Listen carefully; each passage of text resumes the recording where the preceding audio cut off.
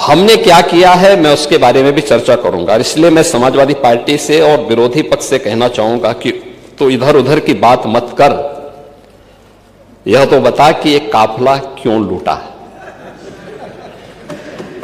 जो समाजवादी पार्टी तितर बितर हो गई, अस्त व्यस्त हो गई, इस पूरे प्रदेश के सामने पहचान का संकट खड़ा किया, अराजकता का जो तांडव खड़ा किया था, कौन इसके लिए दोषी था?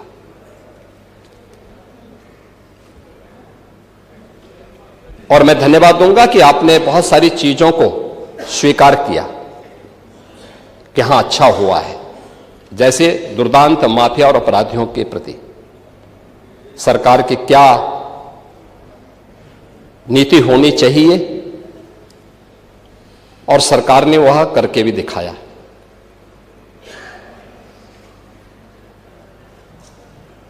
राज्य की अर्थव्यवस्था को आगे बढ़ाने के लिए स्पष्ट नीति हो और उन्हें लागू करने की दृढ़ इच्छा शक्ति हो तो परिणाम लाए जा सकते हैं। 4 आयाम उसके हैं और उन चारों आयामों पे सरकार ने किस रूप में कार्य किया है। कोई व्यक्ति हो, समाज हो, संस्था हो, इन सबको सबसे पहले चाहिए सुरक्षा। सुरक्षा का एक बेहतरीन वातावरण हो, कानून का राज हो,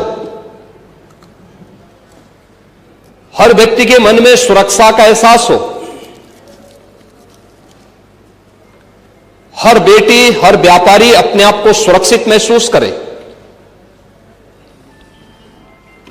यह किसी भी सरकार की पहली प्राथमिकता होनी चाहिए, और किसी भी सरकार की पहली प्राथमिकताओं में उन कार्यक्रमों को लेकर के जब सरकार आगे बढ़ती है तो उसके परिणाम भी हम सबके सामने आते हैं। और मुझे इस बारे में प्रसन्नता है, सुरक्षा का जो माहौल हमने दिया, आपने क्या किया क्या नहीं किया, उत्तर प्रदेश की जनता ने रिजल्ट दिया है। हमने क्या किया है क्या नहीं किया है, उत्तर प्रदेश की जनता रिजल्ट दे रही है, आगे भी देगी। महत्वपूर्ण रिजल्ट है क्या, हमारे बारे में प्रदेश के अंदर और प्रदेश के बाहर धारणा क्या है। 2017 के पहले, 2017 के बाद। पांडे जी, आप भी देश और दुनिया के अंदर जाते होंगे। 2017 के पहले उत्तर प्रदेश के बारे में लोगों की धारणा बहुत अच्छी नहीं थी, हमें भी बुरा लगता था, अच्छी नहीं थी। आज इस पक्ष के लोग या उस पक्ष के लोग, कोई भी बाहर जाता होगा,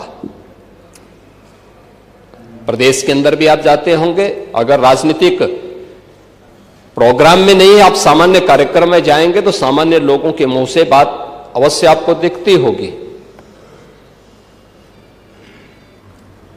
कि हां, सुरक्षा का एक माहौल है, बेहतरीन माहौल है। हर व्यक्ति को इस बात का एहसास होता है। देश के अंदर कहीं जाते हैं, लोगों के मन में एक एहसास होता है कि हां, यूपी सुरक्षित है, अच्छा है, दंगा नहीं है, अराजकता नहीं है। आपको उदाहरण देना है तो मैं आपको बता सकता हूं न्याय कैसे होता है। आप ही के सामने आप ही की पार्टी से सदस्य चुनी गई पूजा पाल संभवतः नहीं है।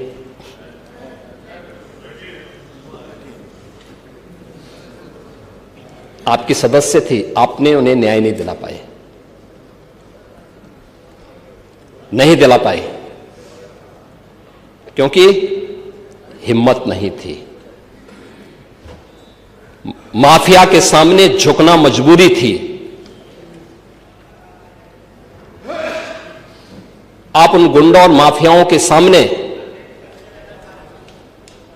एक गरीब बेटे को न्याय नहीं दे सकते थे। आप बात तो पीडीए की करते हैं, क्या वो पीडीए की पार्ट नहीं थी? और न्याय कैसे होता है, ये हमारी सरकार ने तय किया। बेटी उस पक्ष की होगी, इस पक्ष की होगी, उसको न्याय मिलेगा, हर हाल में न्याय मिलेगा। और श्रीमती बिजमा यादव को भी मैंने बुलाया था, मैंने उनको कहा आपको सुरक्षा हम देंगे, आप चिंता की कोई बात नहीं। क्योंकि ये केवल एक सदस्य की बात नहीं, आपके और मेरे समर्थक की बात नहीं, सत्ता पक्ष और विपक्ष के समर्थकों की बात नहीं, प्रदेश की सुरक्षा का मामला है। प्रदेश की बेटी, प्रदेश की बहन और प्रदेश के हर व्यापारी को और हर नागरिक को सुरक्षा की गारंटी मिलनी चाहिए। ये सरकार की प्राथमिकता में है। और दूसरा जो आपने कहा है, कब्जा करने की प्रवृत्ति, मैं आपको इस बात के लिए आश्वस्त करता हूं, कब्जा कोई भी करेगा, किसी भी स्मारक पर, किसी भी पौराणिक स्थल पर, वो कोई भी होगा, उसको छोड़ूंगा तो नहीं। आपके जिले में भी कुछ लोग कब्जा करना चाहते हैं, तो लोग बहुत चिल्लाते हैं। आपने अभी गांधी स्मारक से जुड़े हुए किसी एक मेरठ के स्थल का नाम बताया है, हम इसकी जांच करवाएंगे, पूरी रिपोर्ट लेंगे। और कहां खादी उद्योग का होगा, और आपके जिले में भी गांधी स्मारक से जुड़े हुए एक स्थल पर कब्जा करने की प्रवृत्ति चल रही है। हां, देखिए, अवैध अतिक्रमण जो भी करेगा वह तो हटना चाहिए। देखो, एक सरकारी जमीन, सरकारी भूमि गरीब के लिए होनी चाहिए। देखिए, मुझे अफसोस हो रहा था जब यहां पे ग्रामीण अभिलेख से जुड़े हुए एक बिल को प्रस्तुत किया गया, समाजवादी पार्टी ने उसका विरोध किया। देखिए, पहली बार हुआ है, और इस पूरे सदन को प्रधानमंत्री मोदी जी के प्रति आभार व्यक्त करना चाहिए कि आजादी के बाद पहली बार एक गरीब को, जहां पर आबादी की भूमि पर उसका मकान बना है, उसका अभिलेख उसके नाम पर पहली बार हुआ है।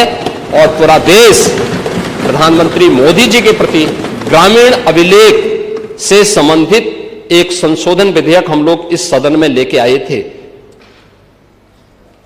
मैं सदन के प्रति आभार व्यक्त करूंगा कि सदन ने पास किया, लेकिन समाजवादी पार्टी ने प्रश्न खड़ा किया। यह अभिलेख उन्हीं गरीबों के लिए है कि जहां पर जिस गरीब का आवास होगा, आबादी की लैंड होगी,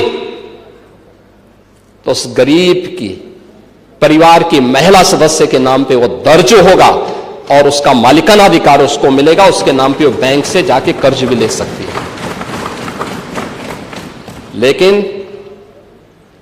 लेकिन अगर उस आबादी की लैंड पर या किसी सरकारी लैंड पर कोई माफिया कब्जा करके जबरदस्ती उसको मॉल बना करके या कोई वसूली का अड्डा बना करके उसके माध्यम से अनैतिक और अवैध गतिविधियों का संचालन करके कोई छांगुर जैसा व्यक्ति वहां पे अनैतिक गतिविधियों का संचालन करेगा, तो उस पर बुलडोजर भी चलेगा, उसको भी कोई रोक नहीं सकता। और इसलिए सुरक्षा का यह वातावरण हर व्यक्ति के लिए आवश्यक है, और उस सुरक्षा का वातावरण ने परसेप्शन बदला है यूपी का। पूरे यूपी की सुरक्षा के इस वातावरण पर आज हर व्यक्ति कह सकता है कि आज यूपी में इन्वेस्टमेंट आ रहा है। मैं उस पर भी चर्चा करूंगा।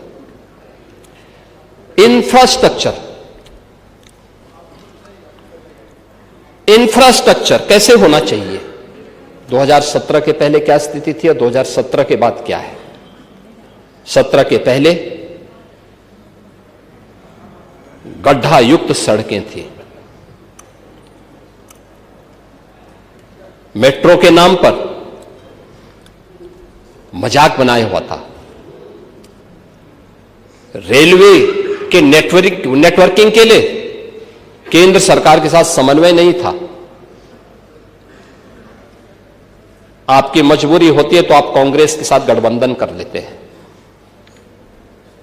अन्यथा जब कांग्रेस में यूपीए की गवर्नमेंट केंद्र में थी और प्रदेश में समाजवादी पार्टी की सरकार थी, तब भी कैसे संबंध थे आप लोगों के?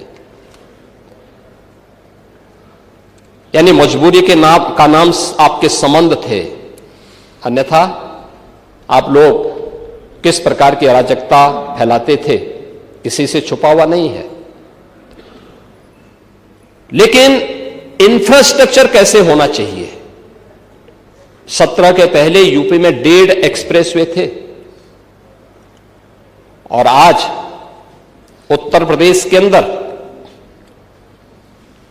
22 एक्सप्रेसवे, और देश के अंदर अगर ये सभी 22 के 22 बन जाएं तो 60% एक्सप्रेसवे पर अकेले यूपी का कब्जा होगा, अकेले यूपी।